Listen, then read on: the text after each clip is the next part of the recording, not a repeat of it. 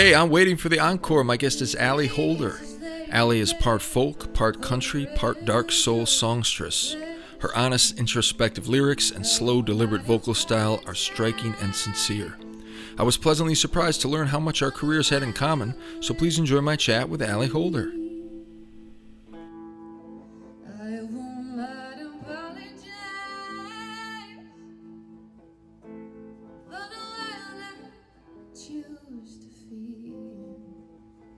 It's a cat, but yeah. Oh, cats are welcome too. All right. Miss Allie Holder joining us today. How are you doing today? I'm sleepy, but I'm good. How are you? Sleepy. I'm doing good. I've been there. I'm often very sleepy, but I'll try to rev you up a little bit today and we can get into some good combo. So I like starting these kind of just getting a feel for where were you when this whole COVID thing started, kind of mid-March? What did you have planned? Specifically musically, but also personally, kind of moving towards the spring and the summer. And after all that changed, what have you been up to since then? Oh man. Well, in mid-March, I released an album in April. So that was kind of a anticlimactic thing, but I'd already paid for all the press and stuff like that. So I just went ahead and released it. And, several South by shows, all of which got canceled, just like my release and all my touring that was to follow in the spring and summer and festivals. And so yeah, it was a definitely a strange time to have all that happen, because things I felt for the first time were going really well. I'm like, finally things are going really good. And I'm used to being out of town on tour for, some parts of the year. So it's just been an adjustment being home, and I'm immunocompromised. So I can't really go out and do many things. I have to be pretty careful, but I don't know. The first part of COVID, I feel like I was just like in an anxiety shell. And then I don't know, it seems like the days are flying by. The days are slow, but the weeks are flying by. Exactly. I know what you mean. 100%. Yeah, it's so strange. But yeah, I've been writing here, there, not much though, to be honest, just have some partial songs. And I'm lucky that I have a job. I can work from home, and I picked up another job, and I have, multiple little jobs here and there that I can do online and things like that. So I'm really thankful. My husband's working from home. My cats are super happy we're home. So, well, that's a super bummer about your spring release. I'm sorry to hear that. Definitely about 25-30% of the people I've talked with so far we're in a similar situation, and it really sucks. But let's talk about a little bit about that album before we kind of get your backstory a little bit, which I'm always interested in as well. But the album you did put out, I listened to a bunch of it yesterday and today. It sounds great. Congratulations on the work itself, because it's really good. Yeah, of course. But how long were you? Was it? I don't actually remember if it was EP or an LP. Was it like a full length thing, or kind of a EP? Yeah, it was an LP. I recorded it in 2018, at the end of 2018, and then I basically spent all of 2019 raising money, like fundraising and playing private concerts and stuff like that, to pay for PR for it, and then released it in April of this year. And so I'm assuming you were planning some major touring for the spring and summer to kind of promote the album and stuff. Yeah, definitely. Yeah. I think what I'm going to try to do is, I know what I'm going to do is, so like the whole album is called Uncomfortable Truths, because it's about my uncomfortable truths, and hopes that other people hear it and feel less alone or resonate with it somehow. Right. And then there's 4 different tracks that are very short, like woven throughout the whole album, that are all about privilege. And so in April of 2021, like a 1-year anniversary of when the album would be released, my friend Sela is doing a bunch of music, like a music video for each one. And so I'm going to release that just to kind of like speak to the other kind of concept of the album, which is privilege and using your privilege. So I'm excited to at least do that and give it a little more life. You're going to make a video for every song on the album, or just those short ones? Just those 4 short ones. Yeah. Yeah, that's always good. Yeah, it's such especially now, obviously, but it was already obviously trending this way for a while now. With video content is always valuable and all valuable for obvious reasons, but it's also often sometimes the most fun stuff to do. Yeah. You know, to create that stuff, whether it's a full day or even longer, it's always usually a pretty good day of hard, fun work to make that kind of stuff. Well, and they're all going to be animated, so I don't have to do any work. Oh, well, there you Which is go. It's even nice. better. Yeah. I've always, you know, I looked into an animated video years ago, and I just remember it being very expensive, and I haven't really had the gut. Oh no, actually, I did a long time ago, and then when I put out my big album, like you explained, you know, 2 years ago, I looked into it. It was very expensive, but then I've heard some people that have been able to find sort of a middle ground of affordability. Yeah, But I mean, it's not like, you know, it doesn't look like an animated movie. It's more just like a lot of, I think she uses like the, I don't understand how computers work, I but don't like either, she but I think I draws know and what you're paints talking online. about. But yeah, it I had a thought. Where was I going with that? I don't know. Sorry, you were talking about maybe I'll come back to the animation and the four short songs. Yeah. Oh, I was gonna say that I'm very thankful I got Black Fret this year, and so I was able to pay for those videos to be made. Yeah. It was Congratulations. Thank you. For like years, I just like worked my ass off trying to get anyone to pay attention to me from Black Fret. And then this year, actually, I forgot about it. I'd given up, you know. And of course, that's the year. I get it in 2020, but I'm so thankful to have it. And next year, hopefully I'll be able to, after I release those videos, maybe later in the year, I'm going to try to record and do some singles. Yeah, Black Fret's that's such a cool thing, and it's also such an interesting dynamic what they do, because it's like it creates an immediate sort of feast or famine discrepancy in the community almost. Totally. I don't know if you've noticed that, but it's amazing what they're doing, and yet at the same time it has this kind of, you know, like, I guess that's the best way to put it. And I'm sure you felt that if you were really making the effort, and I put effort in, and then I've been like, well, let's just chill and whatever. But yeah, I was famine most of the time. So yeah, all in all, I think it's much more pros than cons, but it's very interesting what they do. I think it's very helpful for a small group of people, which is better than not helping at all. Absolutely. So let's go back, because we'll kind of, I know you're getting into some of your more artistic side, and I'm always very interested in where people come from and their early years, but, you know, also specifically kind of the early influences and your early music passions and what really caught your ear and when you started playing music on an instrument and singing and all that. So if you can share some of that, that'd be super duper. Yeah, I grew up in Wichita Falls, Texas, kind of 5 hours north of Austin. I grew up listening to a lot of outlaw country because of my grandparents, and my parents had all right taste in music, and I listened to their records and stuff. When I was 14, I saw some songwriters play, and that's when I was kind of like, oh, like this is it for me. This is what I want to do. And I just kept playing and writing, and I played some in high school. I just kind of snuck into bars, and they let me play at their open mics, and played through college, and moved to Austin in 2010. Yeah, 10 years ago, to kind of like actually pursue music. But yeah, I think my first, like, Willie Nelson's always been one of my biggest influences, and Janis Joplin was a huge influence early on.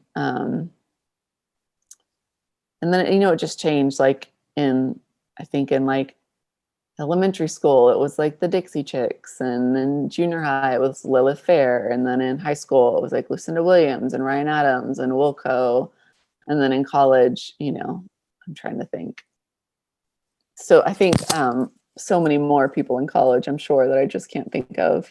But college is when it all kind of, that's when it goes on. Exactly. I will say though, since I've moved to Austin, I mean, really, like, once I kind of got involved in the scene, I just really listen to a lot of friends now, or I listen to people that I meet on the road, or I don't often. My husband recently, we have different tastes in music, but he's turned me on to Damian Gerardo and Jason Molina, who I like a lot. But I really don't listen to a lot of new music. Yeah, I forgot. Yeah, I know what you. No, it's all good. It's your roots, where you come from. I mean, you gave us a good thing. So yeah, so I've been in Austin almost exactly the same amount of time you have. I moved at the beginning of 2011. So Where I'll are you kind of from? I'm from. Well, I was born and raised in Milwaukee. I went to college in wow. Madison, Wisconsin, and then I was in Chicago for 4 years before I moved down here. Do you know Jeff Bobula? Jeff Bobula? Mm-hmm. Not by name, but maybe by face. Did he go to University of Wisconsin? He's from Madison. Oh, nice. Yeah. Anyways, long shot. He lives here. Sure, it's possible. I mean, us Wisconsinites, we do cross paths in different ways. Mainly, like I don't know, Badger and Packer meetups, but those don't happen much these days, of course. Yeah. But yeah, I'll kind of come around a little bit to your experience here in Austin, but just kind of digging into what you were just saying about your roots. And I think the outlaw country comes through a lot. Just listening to you yesterday and today, your vocal approach is very much embodied. I think is pretty much. I'm not a guru of outlaw country, but I do know my fair share of it. So maybe I'm wrong, but just the vocal approach that you have, where you kind of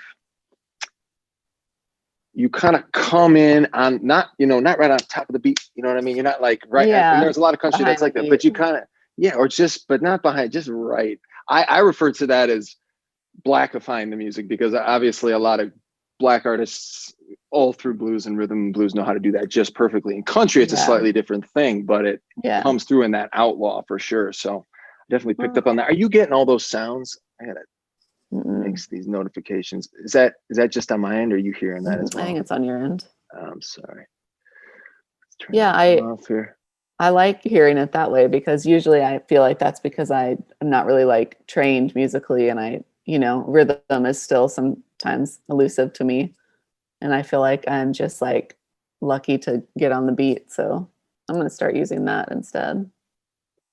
Yeah, I mean, I've even been known. I mean, I noticed it right away. As soon as you started singing, it was a stylistic thing that I picked up on, because maybe it's just because I'm always I'm just so in tune with that kind of approach, because like for instance, when I'm in the studio, I'm like always making sure I'm not too in front of the beat, or the drum isn't too in front of the beat, because it just quickens the feel of it. It gives a whole different feel. So when someone's on the other side of the coin, I'm keen to it. So I think my band wishes I was a little bit quicker.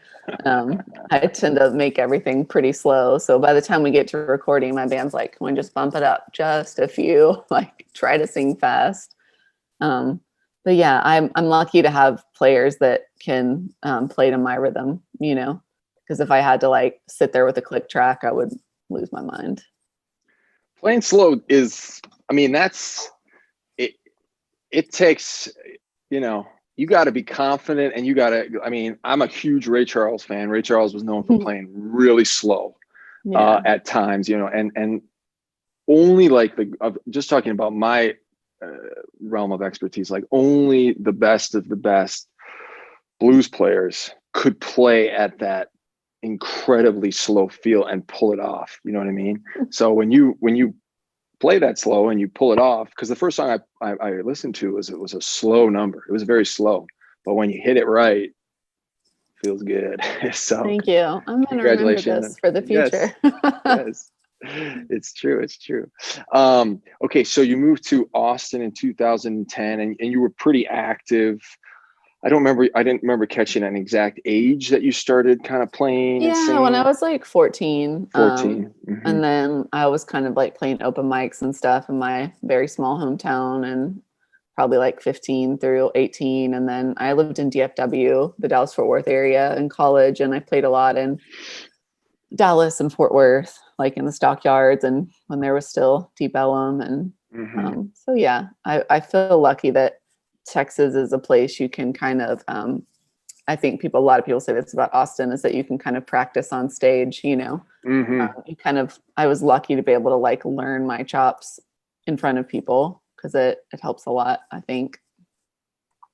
That's pretty much one of the exact reasons I moved down here myself. I was in Chicago, and I was in a band that I'd been in for 3-4 years, and we weren't getting enough stage time. And I wasn't getting enough an opportunity. You know, we split up amicably, and we're still friends for the most part. But I needed more time for myself to develop my own skills. And then after a year and a half in Chicago, I was like, I need more stage time, and that was a huge reason I moved to Austin, because I'd heard that you can get that, and I've been able to get that here. So I was very much in the same boat. It's like that's the best way to do it, because obviously you're going to practice off stage. So whether you're getting gigs or not, you're still going to practice. But then to add all that extra time on stage in front of people, Yeah. you got to have it. I found during COVID that I don't actually practice, but I was using my multiple gigs a week to practice. Okay, fair enough. One thing I found out, but yeah, I'm very thankful that I moved here when I was like 23, I think. And I'm so thankful and lucky that I like was 23 and I was young and I like still had the energy to like go out and meet people and like play shows. And I just made such a great community that still supports me to this day, even though I don't like ever go out anymore. You know, even before COVID, like I'll go out to my shows, and then if friends have an early show, I'll go out to that. But I'm usually in bed instead of like out networking or socializing. So I'm very thankful to have had that experience early on. Yeah, for sure. And I know what you mean. There was a time in my life where I was kind of go out and, you know, get the action in and go drinking and all that stuff. But by the time I moved here, I was just so tunnel visioned and serious, and I didn't know anybody. That was the tricky thing for me, I didn't really know anybody. And so and then once you start playing out, you get all that. You get to literally your social life becomes your work life, which is awesome. Exactly. But then it also becomes a lot. You know, it's like, because when you're playing, you're talking to people beforehand, you're playing a gig, you're talking to people after. So once you get all that in, it's like, yeah, I don't really need to go out anymore this week. Yeah, and you're like up late, and music obviously doesn't sustain anyone in this town unless you're like Bob Schneider or someone or Patty Griffin. But so you have to work during the day, and then you're up at night, which is super hard. Yeah, I definitely had a lot of very late nights and early mornings. I've always been a coach, so I coach like even Saturday and Sunday mornings sometimes. So what do you coach? In Austin, it's been pretty much all soccer. When I was in Chicago, I was coaching basketball a lot. But so I'm up till 3, 4, and then I got to get up at 7 to coach a bunch of little kids. So I was like, oh geez, yeah. And I always say, oh, I'm gonna stop doing that, but it just kept going because it's fun to play at night and it's fun to coach. It's just sucks getting up when you're. It does. I lasted 1 year in the public school system teaching art, like with late nights and early mornings. And after that 1 year, I was like, nope, I'm going to like find ways to do my own schedule. Right. You just do the best you can with this stuff. I think most people find a groove they can get into. So speaking of art, I know you're also an artist. Has that always been a part of your life as well? It seems like it would be. Yeah. I don't really practice art personally as much. I will, like, if I get hankering to do so, but I've been teaching art. I have a master's in undergrad in art education. So I've been teaching that for a decade, which is cool. I didn't like being in a public school, but I've been at Laguna Gloria since then, which is really cool because the kids want to be there and they like art. What is that you just said? You've been at what? Laguna Gloria. It's the art school for the contemporary in Austin. It's just a museum here. And I've been doing art lessons over the computer, which has kind of stopped since kids are back in school, but I'm thankful that is translated over into something I can do on the computer. For sure. And I did see some of yourself, but I wouldn't necessarily know how to classify it off the top of my head. What are some of your areas of expertise or passion within the art realm? I would say music. I can teach anything. Like the cool thing about being an art educator is that I know how to do everything, but the downside is that I never got to like focus on one thing. So there's not one thing that I'm like super mastered at. I do prefer painting the most. Very cool. So kind of coming around to you being in Austin for 10 years, I'm very interested to know, obviously it seems like it's been very good to you and you've been here pretty much the same amount of time as me. And I'm interested to know your take on kind of where Austin sits as a city, for you specifically, obviously within the music realm, music industry realm, all that stuff, but also on any other realm you want to touch on. But, for me, before COVID hit, there was definitely there had been a pretty consistent decline over a year and a half to 2 years of a number of things within the industry in terms of literal, like, financial opportunity. It wasn't huge, but it was noticeable. It was a decent chunk of, from what I was noticing. And then I, hit a stride where I was getting more work than ever, but at the same time I was noticing what was going on. And then of course COVID hit. But how's your experience been in Austin outside of all the pros? Not to say that you only have to talk about the cons, but how's it sitting with you? Have you ever thought about moving elsewhere, or how's that for you? Like I told myself when I first moved here, I was like, I'm going to give myself a minimum of 10 years here to try to do something. Which I haven't really thought about that in a long time, but the city does have a lot. I mean, yes, like it's hard to make money here, especially if you have a band, because once you pay your band, it's like, that's why you play the gig, to be able to pay your band. But before COVID started, I was probably doing more, just being more of a working musician. I would say when I first got to Austin, I was just kind of like playing whatever I could, whenever I could. And then there was a time between where I was like only playing cool shows, like at Mohawk or at Stubbs or things like that. And then the last couple of years, I've just been like, playing those shows, but also playing like all the wineries and distilleries and the City of Austin gigs and like, other gigs through entertainment companies, and really just like hustling to make music. You can't make a great living, but you can make a very modest living here if you work your ass off playing gigs every night of the week. But that's just like not a lifestyle that's very sustainable, I think, unless you are younger and super, right. Not that I'm not hungry, but I guess just hungry in a different way now. But I've loved it. Like I just feel really lucky, I feel like I have a good, I feel like there's several scenes in Austin. And there's a few of them that I have lots of good friends in. And then there's some scenes where I'm like, oh my God, I'm old. Like, these people are like 20 years old and I've never even heard this kind of music. So, but I don't know. It's good. The city of Austin really does like take care of its musicians in some ways, with the gigs through like the convention center and like the Austin Music Foundation. They've done some really great things. Did you have any peers or friends that were moving out or looking else? Because I did a lot of what you're saying. I totally agree with. And once you hit that stride of finding those right, you just have your right things lined up and your right connections. That's a good place to be. And then of course, like for instance, there was like 6 months before COVID where I had just tons of great stuff. I was flush, you know what I mean? But prior to that, 3-4 months, it was okay for a while, and it kind of unexpected when opportunities come up or whatever. But I was definitely noticing peripherally or sometimes in my own case as well, there was a little bit of more of a surplus of musicians to opportunities, just because Austin's been blowing up for 30 years and whatnot. Did you have anybody that was moving away? I've known some people that have moved out to like Lockhart or Buda, just because they have families now and they can't afford to live in the city. But yeah, I would say most people I've been close with are still here. That's great. Yeah, I know a lot of people too who have moved to Nashville, but I kind of consider it like just like a sister city. I feel like there's a lot of, there's like a revolving door of like Austin and Nashville, and then like Brooklyn, Austin and Nashville, LA, Austin, Nashville. Definitely. So how extensive touring have you done over the years? Have you been out on the road a lot?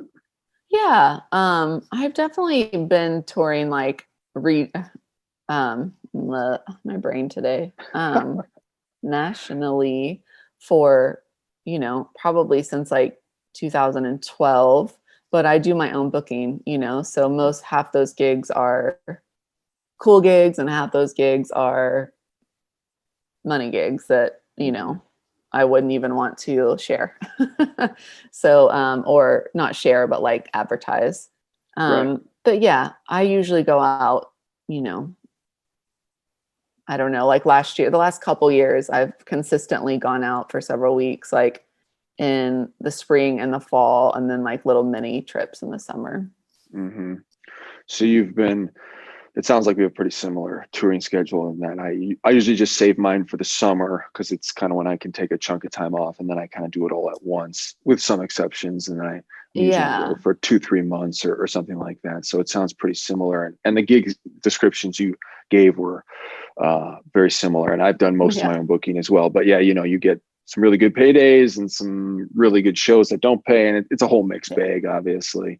But and I kind of know the answer. Maybe I don't know the answer to this question, but I know at least half the answer, because after you've done it a while, it loses some of the luster in terms of specific places. But do you have favorite parts of the country that you always like to go more so than others?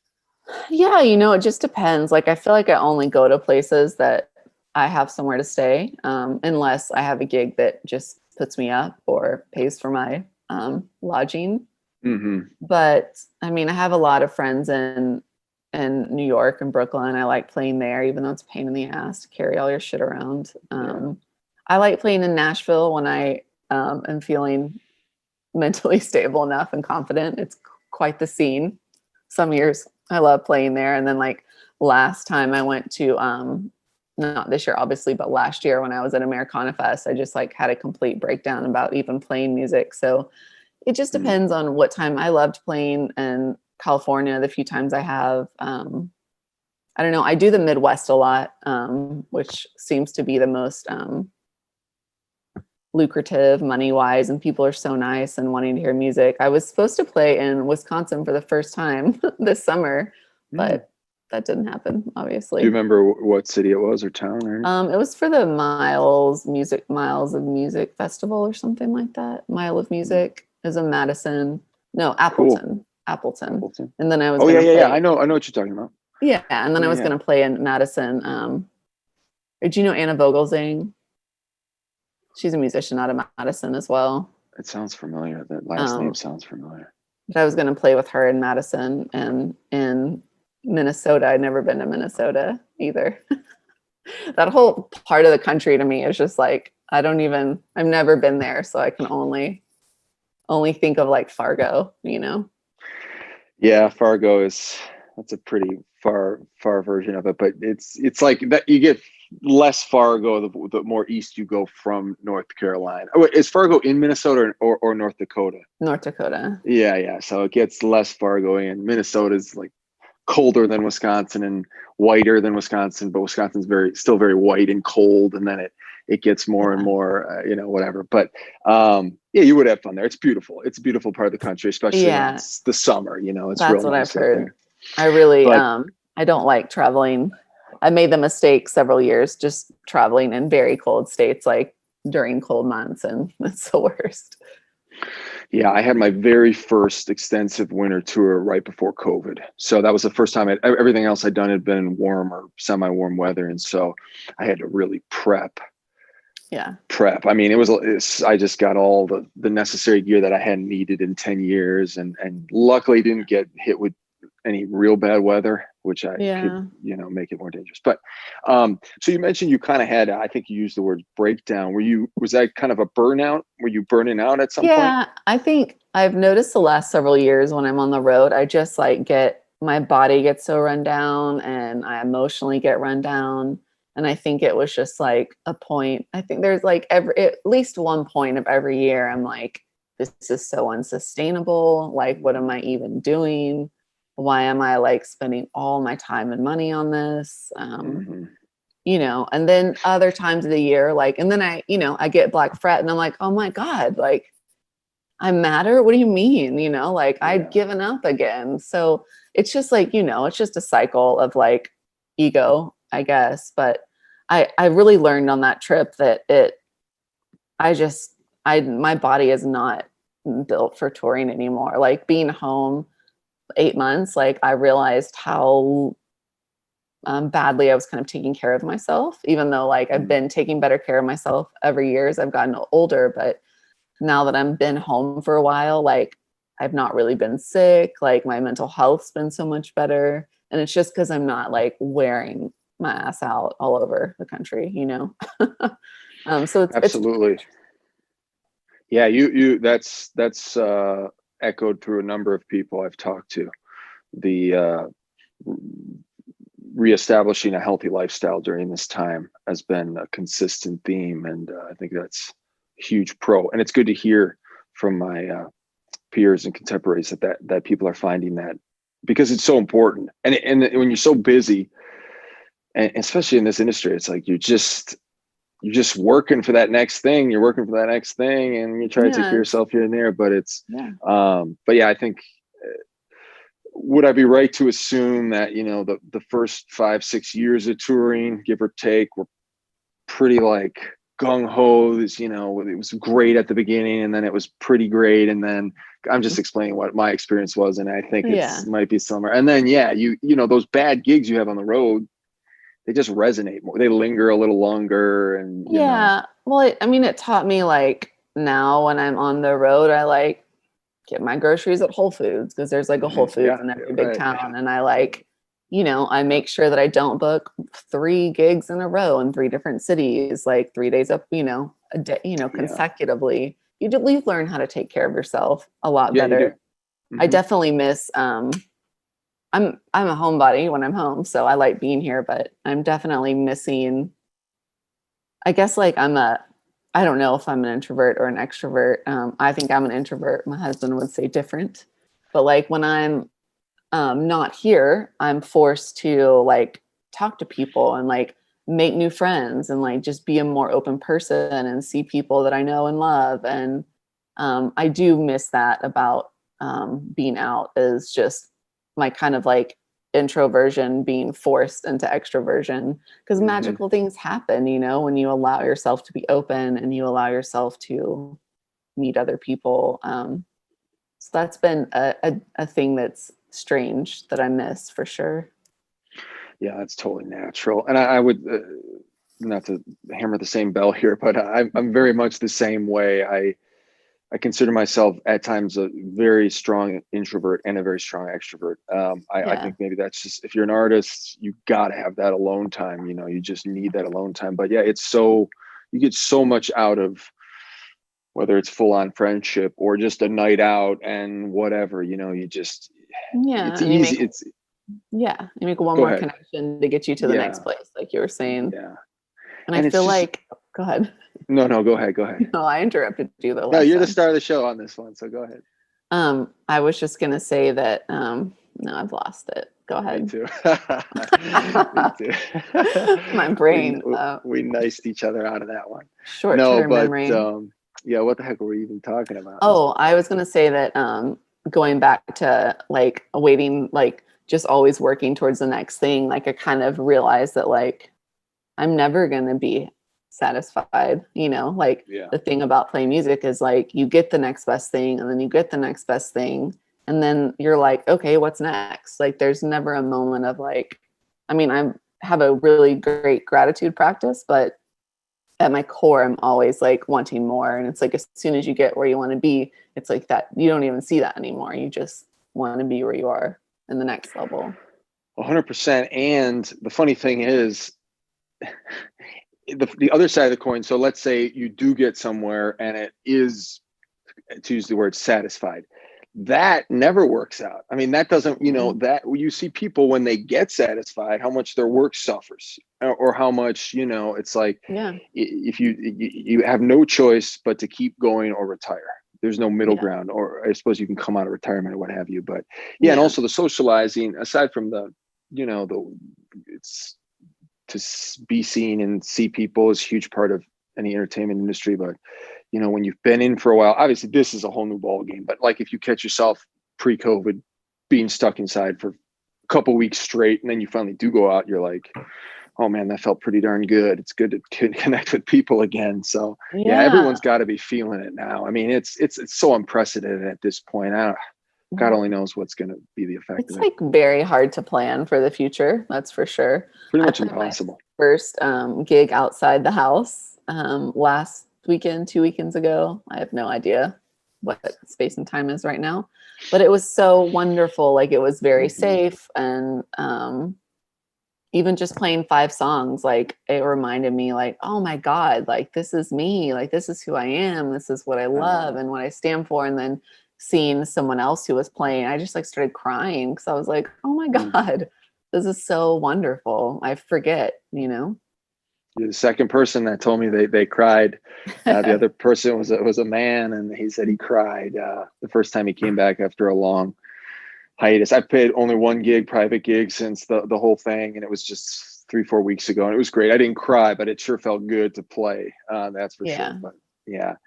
So I don't want to take too much more of your time, but just to kind of round that out about what you just said about you can't plan for the future. Well, what do you have plans in a sort of hesitative way for the next 3-6 months for your I know you have the videos you're making that you mentioned, but what else are you trying to attempt to plan?